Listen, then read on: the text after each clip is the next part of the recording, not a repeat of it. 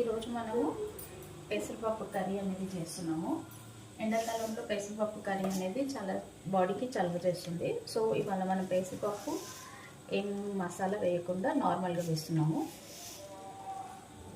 ముందు కడాయి తీసుకోవాలి, దాంట్లో ఒక 5 స్పూన్స్ ఆయిల్ అనేది వేసుకోవాలి. దాని తర్వాత ఆయిల్ హీట్ ఎక్కాక ఆవాలు వేసుకోవాలి. ఆవాలు అనేది చిటిపట్టలాడే వరకు వేయించుకోవాలి. ఆనియన్స్ అనేది మనం తొట్టుగా కట్ చేసుకోవాలి, అంటే మనం పెద్ద సైజులో కట్ చేసుకోవాలి. ఎందుకంటే పెసరపప్పు కర్రీకి మనకి చిన్నగా కట్ చేసుకుంటే అవి బ్రేక్ అయిపోతుంది. కొంచెం లైట్గా మగ్గుతున్నప్పుడు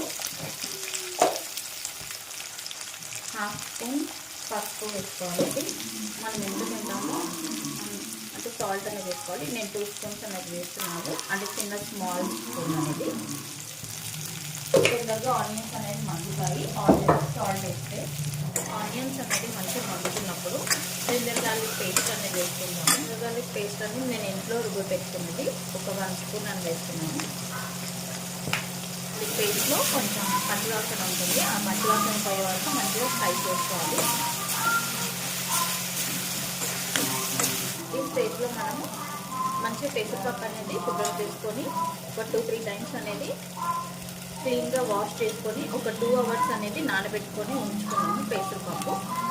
ఇప్పుడు పెసరపప్పు అనేది మొత్తం నానబెట్టుకుని వేసేసుకొని పెద్ద సిమ్ పెట్టుకొని స్టవ్ అనేది కొంచెం పెసరపప్పులో పచ్చివాసన కొంచెం ఆయిల్లో ఫ్రై అయ్యే వరకు మంచిగా వేయించుకోవాలి.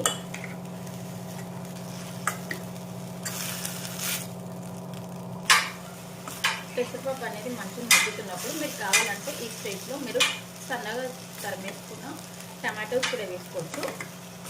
కానీ నేను ఇది ఓన్లీ పెసరపప్పు మాత్రమే వేస్తున్నాను ఇవాళ. ఇప్పుడు కొంచెం కారం అనేది వేసుకున్నాను, అంటే మీరు ఎంత కారం తింటారో అంత కారం అనేది.